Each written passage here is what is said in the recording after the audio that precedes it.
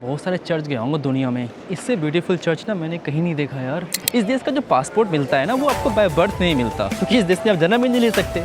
बस यही है कंट्री भाई, यहाँ से स्टार्ट होती है, गोल गोल गोल गोल घूम के खत्म हो जाती है। ये भाई कितना मस्त दिख रहा है ना कोलोसियम यार, वाह बहुत अति सुंदर। ये भाई सब दारू पी रखे हैं पूरी तरह से।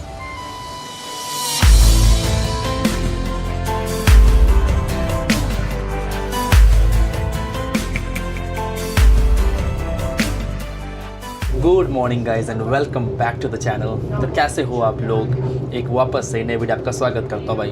पिछले वीडियो आपने देखा था कि मैं नाइट ट्रेन लेके वियना से मैं जा रहा था रोम, बट मैंने फिर ट्रेन छोड़ दी बोलोनिया में ही, क्योंकि ट्रेन काफ़ी डिलेड चल रही थी और मैंने ले लिया है फिलहाल अभी बुलेट ट्रेन और मैं जा रहा हूँ एक्चुअली रोम ही जा रहा हूँ। बट जिस ट्रेन को मैंने छोड़ा था उससे पहले मैं पहुँच जा रहा हूँ। ये ट्रेन भाई 2 घंटे ले रही है, डिस्टेंस जो कवर कर रही है वो है भाई 400 किलोमीटर, राइट 400 किलोमीटर 2 घंटे में, यानी कि average speed 200 kilometre per hour.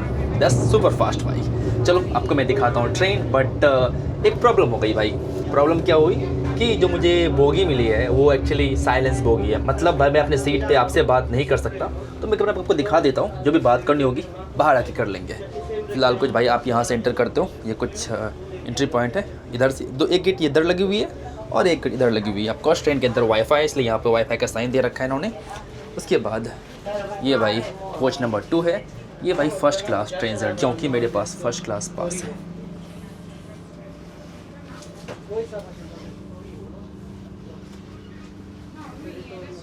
मैं अपने जो सीट पे वहाँ पे बात नहीं करता, इसलिए वापस से बाहर आ गया। सच कहूँ तो सीट काफ़ी कंफर्टेबल थी। तकरीबन 2 घंटे की जर्नी थी, मैं बैठ के मोस्टली काम कर रहा था। ओवरऑल काफ़ी अच्छा एक्सपीरियंस रहा है, बट एक ही प्रॉब्लम है यहाँ पर कि आपको जो इस तरह की बुलेट ट्रेन है उसके लिए आपको अच्छे खासे पैसे देने होते हैं। मेरे पास भाई ऑलरेडी EU रेल पास है, बट EU रेल पास के अलावा मुझे भाई 2 घंटे की जर्नी के लिए मुझे देने पड़े 13 यूरो, यानी कि 1300 रुपये। अगर आप टिकट खरीदोगे तो पता नहीं कितने 5-6 हज़ार रुपये का आएगा। बट EU रेल के पास के साथ साथ भी आपको देने पड़े रिजर्वेशन फी, दैट इज़ बस 13 यूरोज़। बट ठीक है, शायद मैं उनको बोलूँगा यार कि मेरा पैसा वापस कर दे, ये 13 यूरो, क्योंकि उनकी वजह से मुझे ट्रेन लेना पड़ा। वरना मैं सुबह 10 बजे पहुँचता वहाँ पे। अब ऐसे अभी मैं पहुँच जाऊँगा 11 बजे, बट फिर भी यार मतलब 1 घंटे डिलेड हो गया और मुझे ट्रेन लेनी पड़ी। वरना मैं उसके जो भरोसे रहता तो मैं पहुँचता दोपहर के 1 बजे 2 बजे, पता नहीं। बहुत स्लो ट्रेन थी भाई, बहुत स्लो ट्रेन थी। ओवरनाइट ट्रेन थी, बट बहुत ज़्यादा स्लो ट्रेन।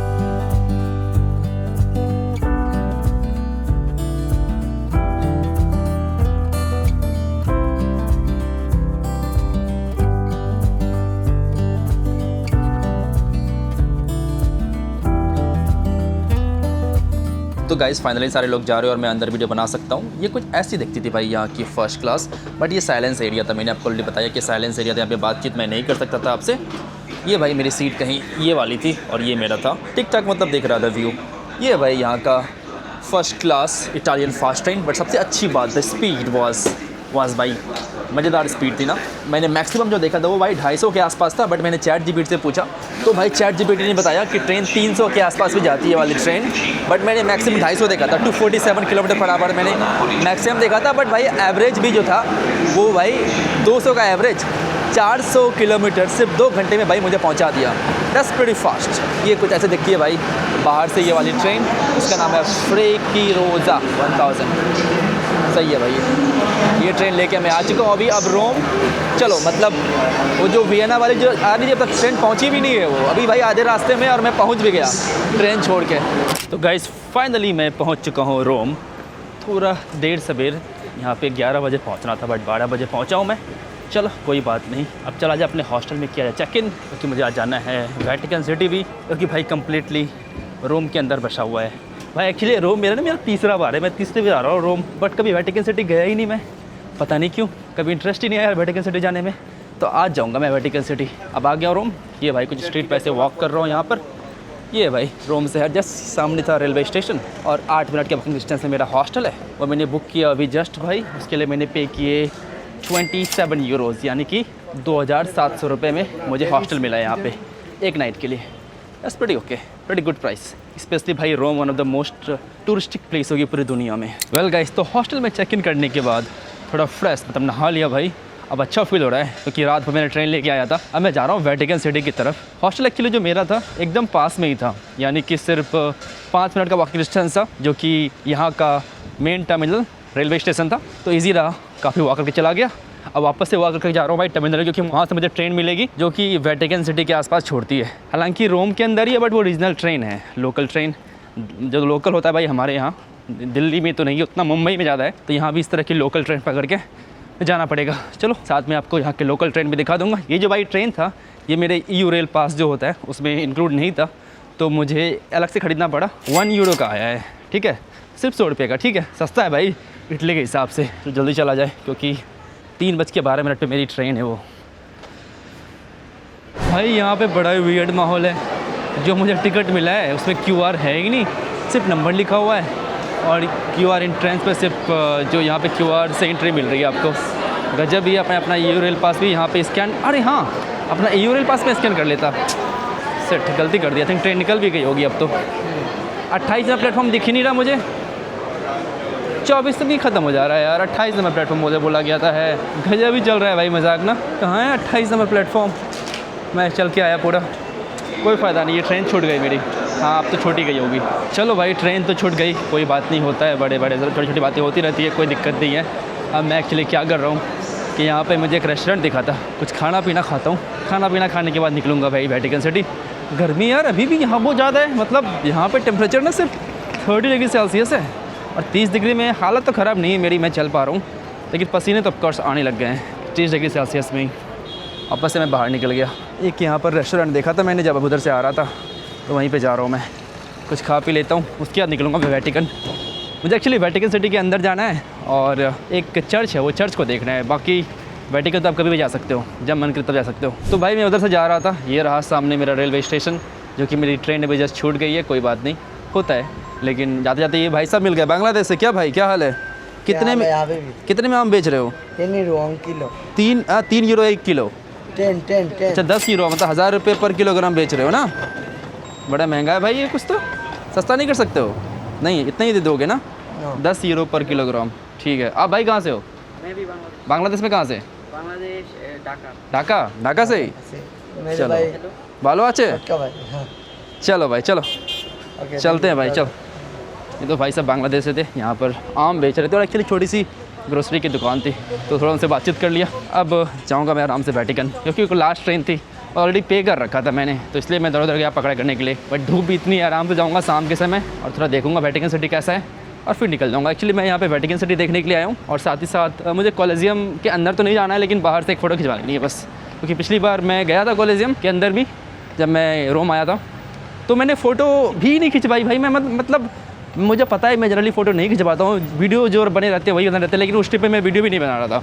उस ट्रिप पे थोड़ा डिटॉक्स ट्रिप था, तो मैंने कहा नहीं वीडियो ही नहीं बनाऊँगा। मैंने 3 महीना कैमरा छोड़ दिया, और बिना कैमरे के घूमा था मैं यूरोप के अंदर, वीडियो तो नहीं बनाई। और फ़ोटो खींचने की मुझे कभी आदत थी नहीं, मैंने जनरली भाई फ़ोटो खींचता ही नहीं हूँ। मुझे मतलब इस ट्रिप को करते हुए भाई 10 कंट्री हो गए होंगे भाई, फ़ोटो खोज रहा हूँ तो फ़ोटो मिलती ही नहीं है। 4-5 फ़ोटो निकलती है पूरे एक ट्रिप से भाई, एक महीने में 4-5 फ़ोटो खींचता हूँ खुद की। तो इस बार जा रहा हूँ कॉलेजियम के सामने एक फ़ोटो खिंचवा लूँगा, क्योंकि मुझे मतलब सारे वंडर्स के फ़ोटो डाले ना इंस्टाग्राम पे, क्योंकि मैं अभी तक जा रखा हूँ, 3-4 जा रखा हूँ, तो सारे के सारे जाने हैं। तो चलो, बड़ी खूबसूरत सी बिल्डिंग दिख रही है, लेकिन जो भी बोलो आप। अब मैं जा रहा हूँ यहाँ से, एक यहाँ पे भारतीय रेस्टोरेंट है, इंडियन खाना खा ही लेता हूँ ना, सुबह से सिर्फ ब्रेकफास्ट किया था ट्रेन के अंदर। गाइस ये है मेरा खाना आज का, पूड़ी और छोले, साथ में कुछ प्याज और अचार।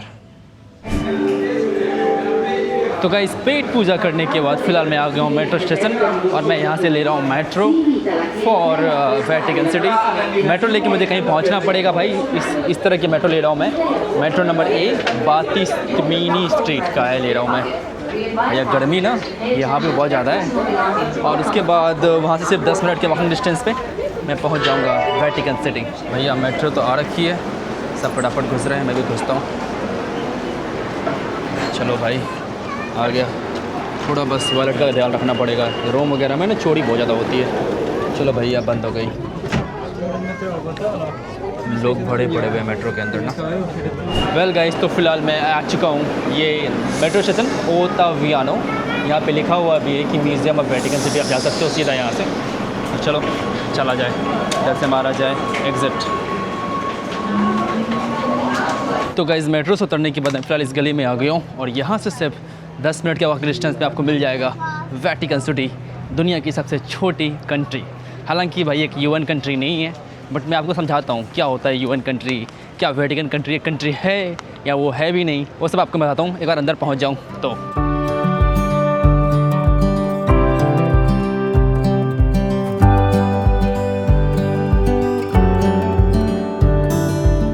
भाई ये है वेटिकन सिटी जाने का रास्ता।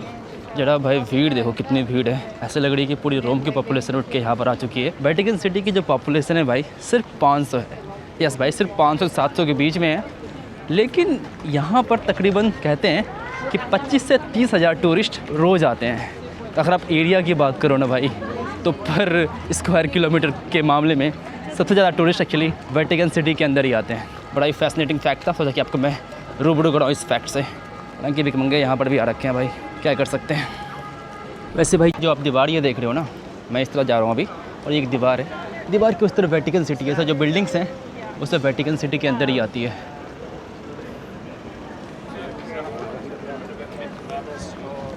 तो गाइज़ ये है गेट, आपको यहाँ से एंटर करने के बाद आप पहुँच जाओगे वेटिकन सिटी के अंदर।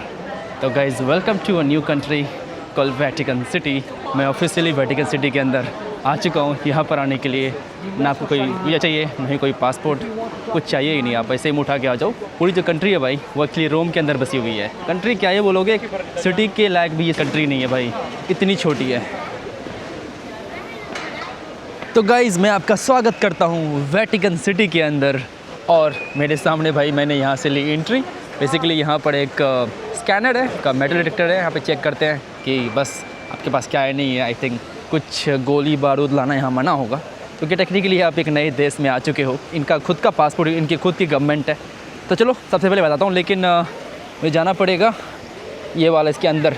यहाँ का भाई जो सबसे इंटरेस्टिंग चीज़ है उसके अंदर क्या है कि जाने के लिए लाइन लगती है, तो उसी लाइन में मैं लगा हुआ हूँ फ़िलहाल। अभी सब लोग उधर ही जा रहे हैं तो मैं भी इधर ही निकल रहा हूँ। ये भाई स्क्वायर है वेटिकन सिटी का। तो गाइस जो मेरे पीछे आप चर्च या तो फिर कैथेड्रल देख रहे हो, इसे कहते हैं भाई सेंट पीटर बेसिलिका। ये भाई मान के चलो कि मुस्लिम लोगों के लिए ना ये मक्का है, one of the most holiest church in the world भाई। और यहाँ पर लोग आते हैं, जिस तरह लोग जाते हैं मक्का, यहाँ पर लोग आते हैं, स्पेशली कैथलिक्स लोग। 1.3 बिलियन कैथलिक पीपल है भाई दुनिया में, क्योंकि क्रिश्चियनिटी में भी एक बहुत सारे पार्ट्स होते हैं। तो उसमें से एक पार्ट होता है कैथलिक, जो रशिया में जो लोग फॉलो करते हैं से कहते हैं ऑर्थोडॉक्स। अलग अलग जो ब्रांचेज हैं इस क्रिश्चियनिटी के भी, उसमें एक पार्ट है कैथलिक। तो यहाँ पर लोग आते हैं। तो गाइज़ मैं आपको एक बार वेटिकन सिटी का इंट्रोडक्शन देने से पहले ज़रा इसके अंदर लेके चलता हूँ, क्योंकि ये अभी 6:30 बजे के आसपास बंद हो जाना है। तो सबसे पहले बंद होने से पहले इसके अंदर चल लेते हैं, क्योंकि भाई बेसिकली ये ना, ये जो चर्च है या तो फिर आप कैथेड्रल बोल लो, ये हर्ट है, दिल, यस दिल है इस देश का।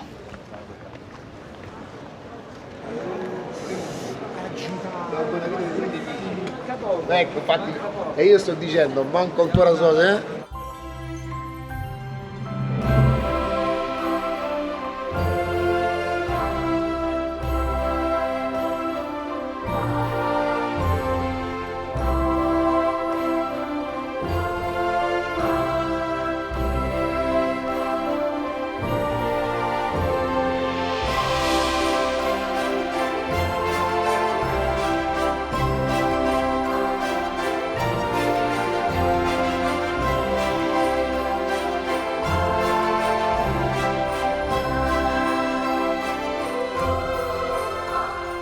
तो गाइज़ मैं ना बहुत सारे चर्च गया हूँ दुनिया में, लेकिन इससे ब्यूटीफुल चर्च ना मैंने कहीं नहीं देखा यार।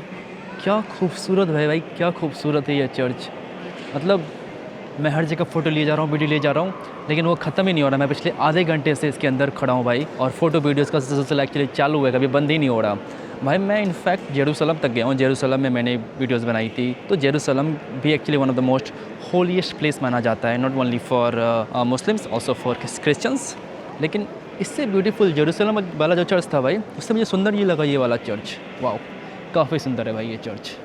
मैं तो देखे जा रहा हूँ बस।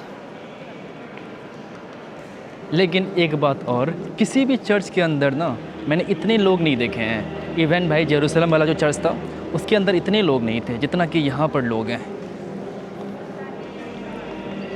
वैसे आपको देखो इस तरह की चादर दी जाती है अगर आप छोटे कपड़े पहन के यहाँ पे आओ तो। ऑफकोर्स क्योंकि मस्जिद की तरह ही चर्च के अंदर इवन भाई आप मंदिर नहीं जा सकते, कपड़े आपके थोड़े से पूरे फुल होने चाहिए। तो मैं इसीलिए मैं पूरा पैंट पहन के निकला था, लेकिन लड़कों को कुछ नहीं कह रहे हैं, लड़कों हाफ पैंट में आ सकते हैं, बट भाई लड़कियां यहाँ पर हाफ पैंट में नहीं आ सकती। सही, काफ़ी सारे लड़कों को देखा मैंने हाफ पैंट में, मेजॉरिटी लड़के भाई हाफ पैंट में ही हैं, बट वो भाई मुस्लिम वाले में नहीं है, मतलब वो आप मॉस्क नहीं जा सकते हाफ पैंट में पहन के, बट यहाँ पर आप लोग आ रखे हैं। कुछ भाई चल रहा है फ़िलहाल अभी प्रेयर, बट प्रेयर के साथ साथ ये सुंदर भी बहुत दिख रहा है।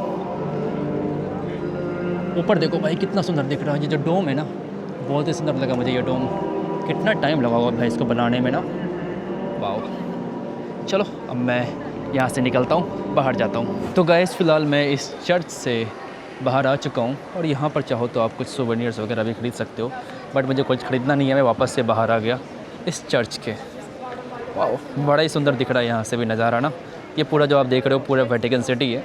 अगर वेटिकन सिटी की भाई साइज़ की बात करें तो 0.44 स्क्वायर किलोमीटर, 1 स्क्वायर किलोमीटर भी यहाँ की साइज़ नहीं है। अंदाज़ा लगा सकते हो कितना छोटा देश है ये, कितना छोटा देश है। 500 लोग इस देश के अंदर रहते हैं, 500 इस देश की पॉपुलेशन है। लेकिन सबसे जो इंटरेस्टिंग बात ये है ना कि भाई देश क्या होता है, क्या वेटिकन सिटी एक देश है या देश नहीं है? तो भाई इसका सरल आंसर है कि हाँ भाई एक देश है ये, लेकिन थोड़ा कॉम्प्लिकेटेड है। आप में से काफ़ी लोग ने सुना होगा कि भाई दुनिया में कितने देश होते हैं। अगर मैं आपसे ये सवाल करूं कि भाई बताओ कि दुनिया में कितने देश होते हैं, तो आपका क्या जवाब रहेगा? 193, 195, 197, 200? नहीं भाई। तो अगर बात करूं total number of countries in the world की, तो 193 यूएन कंट्री भाई, जिस तरह की India, Pakistan, Sri Lanka, Bangladesh, US, Russia, ये सारी कंट्रीज़ यूएन कंट्रीज़ हैं। लेकिन there also some UN observer country. तो भाई ये 193 कंट्रीज़ हो गई, प्लस ऑब्जर्वर कंट्रीज़ जो हुई है वो है आपका वेटिकन सिटी एक, और दूसरा है वो पैलेस्टाइन भी भाई एक पूरा प्रॉपर यूएन कंट्री नहीं है, 2 ऑब्जर्वर कंट्री है। 2 कंट्री लोग और मान लेते हैं, वो है एक ताइवान और एक दूसरा मानते हैं कोसोवो को। सो इस तरह से नंबर बनता है 197 कंट्रीज़ इन द वर्ल्ड। और मैं जो सारी कंट्री जो जा रहा हूँ उसमें भाई मैं 197 कंट्रीज जा रहा हूँ, यानी कि मैं वेटिकन सिटी की कंट्री मान रहा हूँ, मैं कोसोवो की कंट्री मान रहा हूँ, हालांकि इंडिया नहीं मानती, इसके बारे में बाद में आएंगे। मैं ताइवान को भी कंट्री मान रहा हूँ और मैं पैलेस्टाइन को भी कंट्री मान रहा हूँ, जो कि मैं ऑलरेडी जा रखा हूँ। तो भाई इस तरह की 4 एक्स्ट्रा कंट्रीज़ बन जाती है। जस्ट 2 यूएन ऑब्जर्वर और 2 कंट्री लोग बोलते हैं हाँ भाई कंट्री है ये। बड़ा डिबेट है कि नंबर ऑफ़ कंट्रीज़ कितने होंगे भाई, इसका कोई आंसर नहीं है, कोई आंसर नहीं है भाई। डिपेंड करते हो आप किस देश से हो, उसके हिसाब से नंबर ऑफ़ कंट्रीज़ आप बता सकते हो।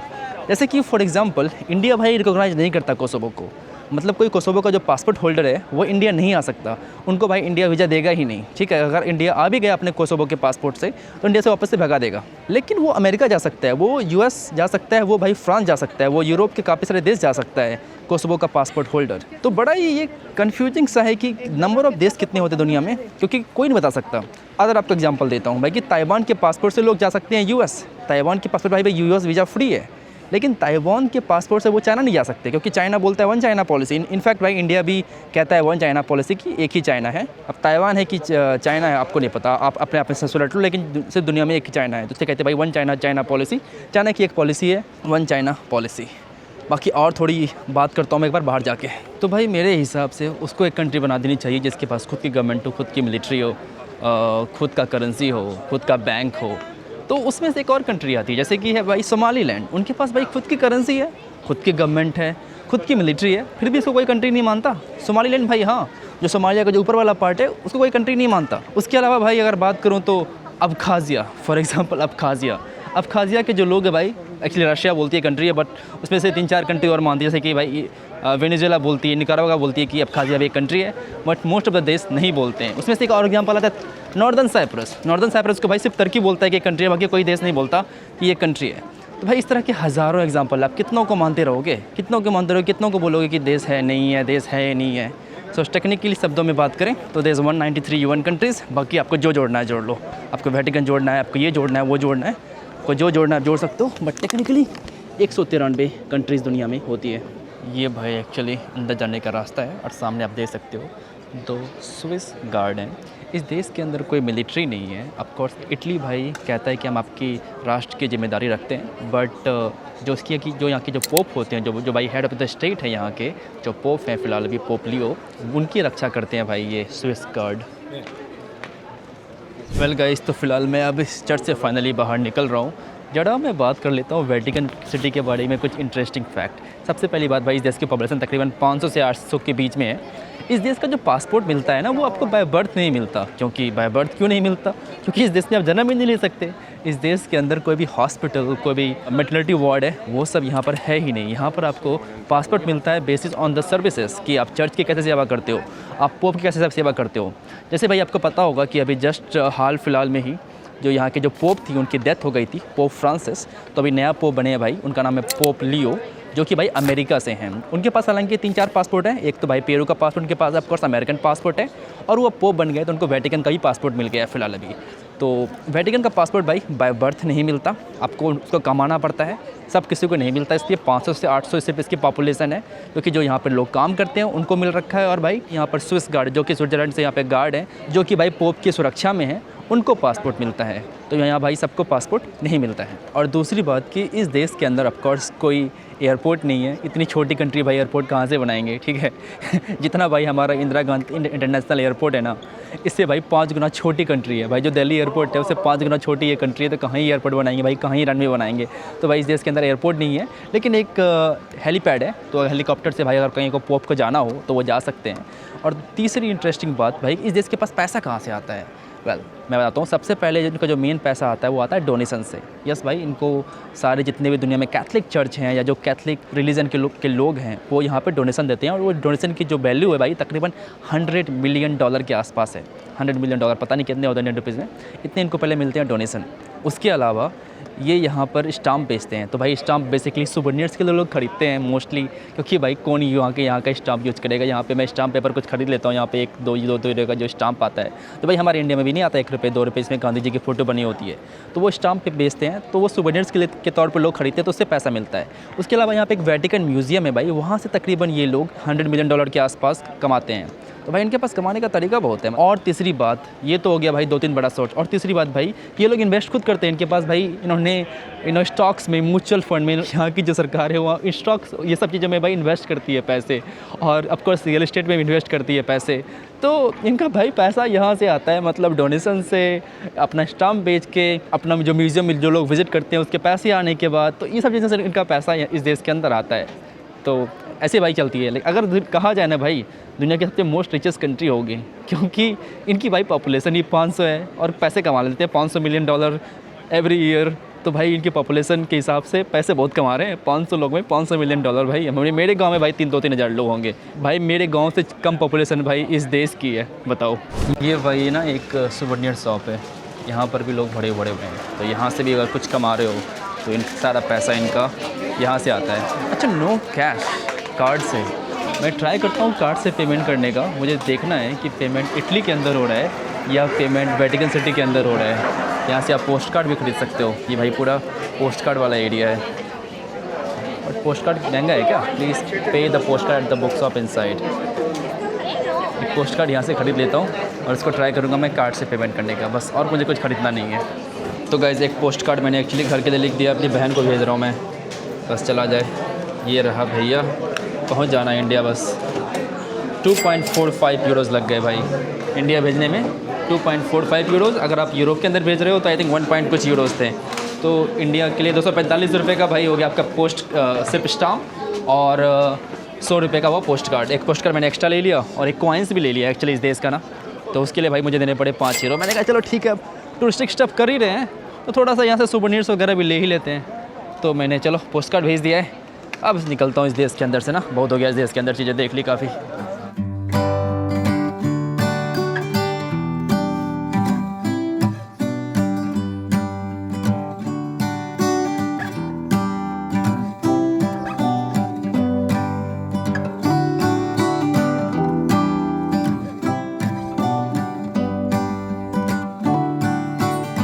तो भाई ये ना देश का एक मेन स्क्वायर है, ये कुछ ऐसा दिख रहा है भाई।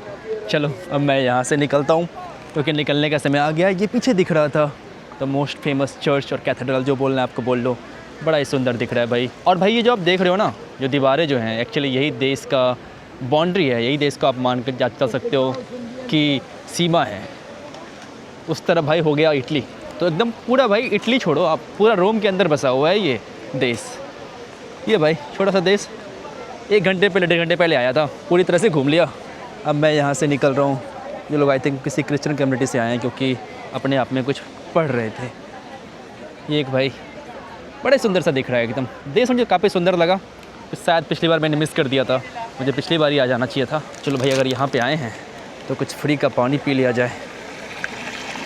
साफ़ सुथरा आई होप पानी हो। तो गाइस चलो इस देश को अब छोड़ के निकला जाए, इस देश को छोड़ा जाए। द वेटिकन सिटी, और होली सी भी कहते हैं भाई इसे, वेटिकन सिटी के अलावा। बड़ा ही सुंदर सा था। अब यहाँ से निकला जाए। बहुत सारे लोग फ़ोटो खिंचवा रहे हैं, फ़ोटोग्राफी वगैरह कर रहे हैं। शायद अब यहाँ से शायद निकलने का समय आ गया है। तो फाइनली मैं अब निकल रहा हूँ इस देश को छोड़ के।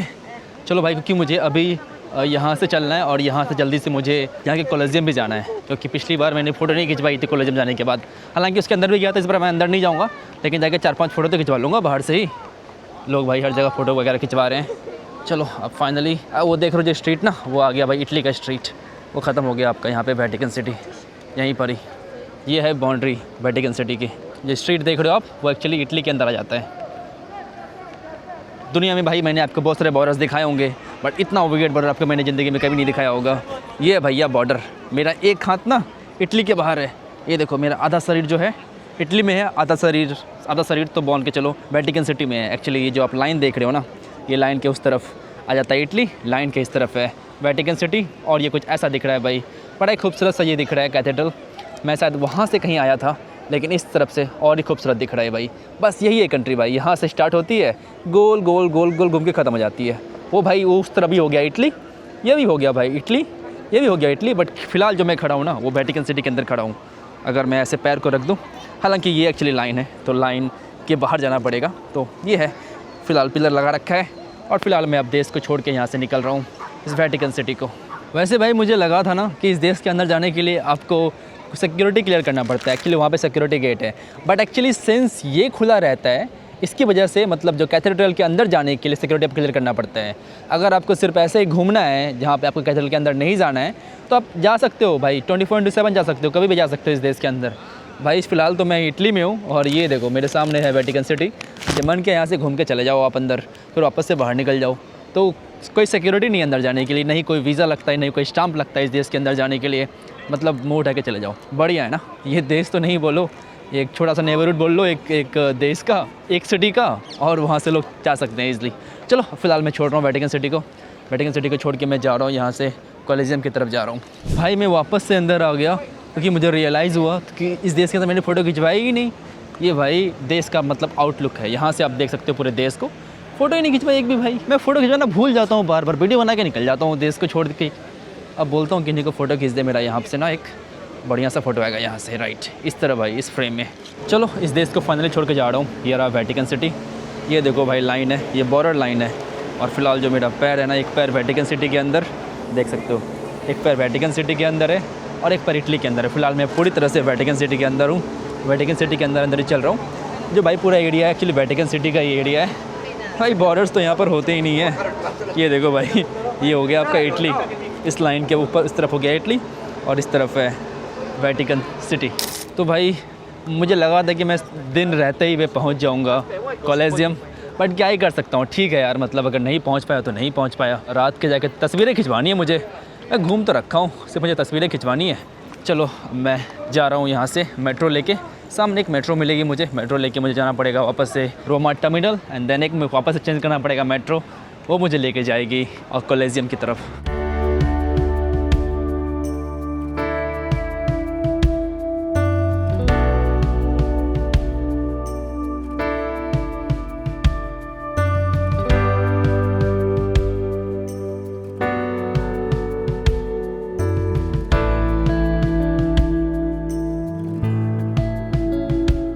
वेल गाइस, तो मेट्रो लेके फ़िलहाल मैं आ चुका हूँ वापस से टर्मिनी, और मुझे यहाँ से करना पड़ेगा चेंज, और चेंज करके मुझे जाना पड़ेगा, दूसरी मेट्रो लेनी पड़ेगी, और वहाँ से मैं जा सकता हूँ यहाँ का कॉलेजियम। चलो जाके भैया देखा जाए।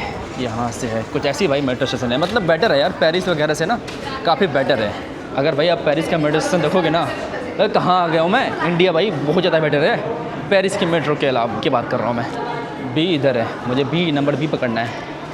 भाई मैं मेट्रो में तो आ गया हूँ, मुझे बट समझ में नहीं आ रहा कि जाना किधर से है। कोई लॉरेंटीना नाम की जगह है, ठीक है, इधर है या नहीं है पता नहीं।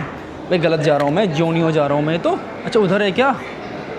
Excuse me guys, this Laurentina this side? No, this No, is this is Revivia Revivia Ionio. Laurentina is the other side. Other side, how go back Yeah, I think you can take it from there. From here? Okay okay okay, thank you very much. अच्छा ये रहा भाई elevator, मैं गलत ही आ गया था। चलो elevator लेके चलता हूँ। तो भाई फाइनली मुझे मिल गया ये ना, मुझे यहाँ जाना है लॉरेंटीना के डायरेक्शन में, इस तरफ से रास्ता है। मैं गलत ही आ गया था, मेरे सामने ट्रेन निकल गई। कोई नहीं, वापस से वेट करना पड़ेगा 3-4 मिनट, कोई बात नहीं है। किस्मत अच्छी थी, ट्रेन आते ही मैं पहुँच गया। ट्रेन तो खाली है बट इतने लोग चढ़ गए ना, बैठने की जगह नहीं मिलेगी। ऐसे भी मेरे को सिर्फ 2 मिनट जाना है, ज़्यादा दूर नहीं जाना है। ये कुछ भैया ऐसा दिख रहा है यहाँ का ट्रेन मेट्रो। हाय, चलो बस अब 4 मिनट का रास्ता है। तो गाइस फाइनली मैं आ गया हूँ कोलेजियो नाम करके एक मेट्रो टर्मिनल में। सुबह से भाई ट्रैवल कर रहा हूँ, टायर्ड हो गया हूँ फाइनली। अब ये रात के भाई ऑलमोस्ट 9 बज गए हैं। बस एक फ़ोटो खिंचवानी है, पिछली बार जो मिस कर गया था ना भाई, इस बार फ़ोटो खिंचवानी है बस। अंदर तो भाई अब तो बंद ही हो गया होगा, अंदर जाने का चांस ही नहीं बनता है। बट एक फ़ोटो, इधर से बाहर निकलने का रास्ता है। चलो पूरा रात हो गया क्या? एग्ज़िट इधर से है। जैसे ही बाहर निकलोगे तैसे ही आपको दिखेगी collegium, one of the wonders in the world. Actually जो भाई 7 वंडर्स है ना, उसमें एक ये आता है कोलेजियम। तो भैया ये रहा द रोम का collegium, one of the wonders, 7 wonders of the world. और भाई मैंने तस्वीर खिंचवा ली, मेरा काम हो गया। पिछली बार भाई कि अंदर तक गया यार, फ़ोटो नहीं खिंचवाई मैंने। गुस्सा आ रहा था भाई पूरे टाइम के लिए कि यार मेरे पास एटलीस्ट लाइक चलो हर जगह नहीं खिंचवाता हूँ, कोई दिक्कत नहीं, गुस्सा उस बात का नहीं आता। गुस्सा क्यों आता है कि भाई one of the 7 wonders of the world है। ये भाई कितना मस्त दिख रहा है ना कोलेजियम यार, वाह, बहुत अति सुंदर सच कहूँ तो। बट मैं जा रहा हूँ ऊपर से सुना है अच्छा और नज़ारा दिखता है। तो गाइस मुझे एक पॉइंट मिल गई जहाँ से बैठ के मैं इस कोलेजियम को निहार सकूँ। जरा आपको भी दिखाता हूँ मैं। भाई देखो कितना सुंदर दिख रहा है। एक्चुअली भाई यही मेन पार्ट है ना, यही भाई मेन वाला पार्ट है कोलेजियम का। बड़ा ही सुंदर सा दिख रहा है भाई ये वाला। तो गाइस फ़िलहाल मेरे पीछे है रोम का कोलेजियम। तो जैसे मैं आपको बता दूं कि मैं कितने वंडर्स गया हूं। तो भाई अगर मैं बात करूं, मैं 5 वंडर्स गया हूं। ऑफकोर्स एक कोलेजियम हो गया, ऑफकोर्स हमारा भाई इंडिया का ताजमहल हो गया, ऑफकोर्स भाई मैक्सिको में गया हूं। मैक्सिको में जो चिचन इट्जा कहते हैं, चिचन इट्जा गया हूँ मैं। उसके अलावा 2 बच्चे हैं बस मेरे ना, एक पेरू का बच्चा है माचू पिच्चू, और एक बच्चा है मेरा रियो डी जेनेरियो ब्राज़ील में बचा हुआ है। मैं ताजमहल भी गया हूँ, मैं पेट्रा भी गया हूँ। तो ये सारे मैं वंडर्स अभी फ़िलहाल जा रखा हूँ, और ये एक नया वंडर्स के सामने मैं बैठ के आपको बता रहा हूँ कि मैं कौन कौन से वंडर्स गया हूँ।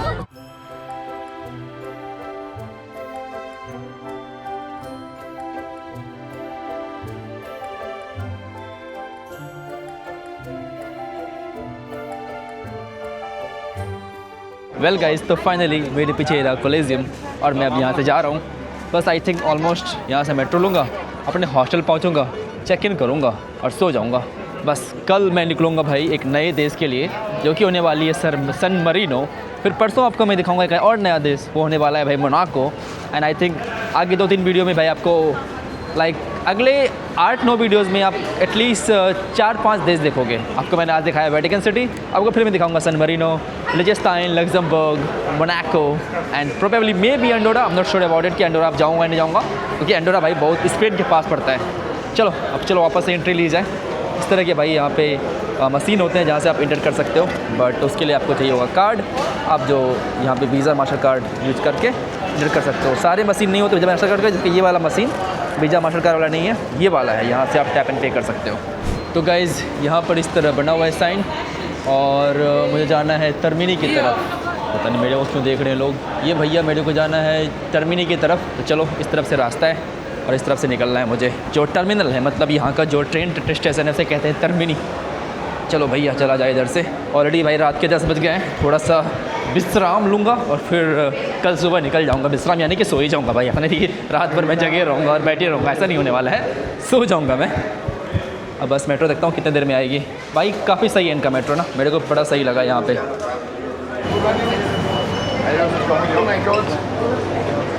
चलो भाई अब बैठ जाऊँ, ऐसे ज़्यादा दूर है नहीं, सिर्फ 5 मिनट का रास्ता है, 5 मिनट में पहुँच जाऊँगा। और फिर तो और कुछ है आज खास नहीं ना, आज सोना ही पड़ेगा। एक चीज़ एक्चुअली मैंने ना और नोटिस की, मैंने आपको बताना भूल गया। जब भाई मैं वेटिकन सिटी गया था, वहाँ पर भाई बहुत सारे एक्चुअली मुझे बांग्लादेशी लोग मिले जो कि फ्लावर्स बेच रहे थे, जो कि शराब बेच रहे थे, या जो कि सिगरेट बेच रहे थे, या जो कि लाइटर बेच रहे थे। वहाँ पे बहुत सारे मुझे बांग्लादेशी भाई मिले। और सेम थिंग मैंने जब कॉलेजियम के पास गया तो वहाँ पर भाई बहुत सारे लोग मुझे ऐसे मिले। तो प्रोबेबली आई थिंक यहाँ पे भाई बांग्लादेशी पॉपुलेशन बहुत है यार। मुझे लगता नहीं था कि इतनी पॉपुलेशन, भाई यूरोप के अंदर आपको बांग्लादेशी पॉपुलेशन ठीक ठाक देखने को मिलेंगे, specially country like Germany, Austria. मुझे भाई पोलैंड के अंदर भी बहुत सारे बांग्लादेशी भाई मिले थे। तो भाई बांग्लादेशी भाई हर जगह हैं। मुझे कभी कभी लगता है कि वो इंडियन लोगों तो ज़्यादा हैं देश के बाहर। ये कहीं पे था, यहाँ से यहाँ आना था, बहुत जल्दी पहुँच गया मैं। चलो भाई आप चला जाए। नो एंट्री, मैं किधर जा रहा हूँ? एग्ज़िट किधर है भाई, समझ ही नहीं आ रहा। नो एंट्री लिख रखा है इन्होंने, फिर भी लोग जाए जा रहे हैं। बड़ा ही कन्फ्यूज़न है। देखो भाई लिख रखा है नो एंट्री इस तरफ जाने के लिए, फिर भी लोग जाए जा रहे हैं।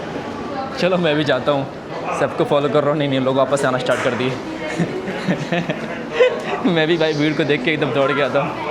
एग्ज़िट किधर है यार? ये एग्ज़िट क्या एलिवेटर है क्या? एलिवेटर ले लेता हूँ। एलिवेटर भी अच्छा याद है, लास्ट टाइम काम भी नहीं कर रहा था। एलिवेटर भी काम नहीं कर रहा, क्या ये समझ ही नहीं आ रहा एग्ज़िट किधर से करना है। बड़ा ही कन्फ्यूजिंग है भाई ये तो। कहीं तो एग्ज़िट लिखा होगा, ये है भाई उचित्सा। थोड़ा भाई रशियन लैंग्वेज से मिलता है। एग्ज़िट का मतलब होता है उलित्सा। कन्फ्यूज, सॉरी उचित्सा कुछ उसी तरह होता है रशियन में, भूल गया हूँ मैं कौन सा वर्ड होता है। हाँ भैया इधर से हो गया आपका एग्ज़िट। चलो निकल गया मैं अब। एक बात तो है भाई कि सोवियत कंट्रीज़ में ना जो उनका रेलवे स्टेशन है ना, वो वन ऑफ द अट्रैक्शन है। यहाँ पे भाई रेलवे स्टेशन नॉर्मल सा बना देते हैं, देख रहे हो?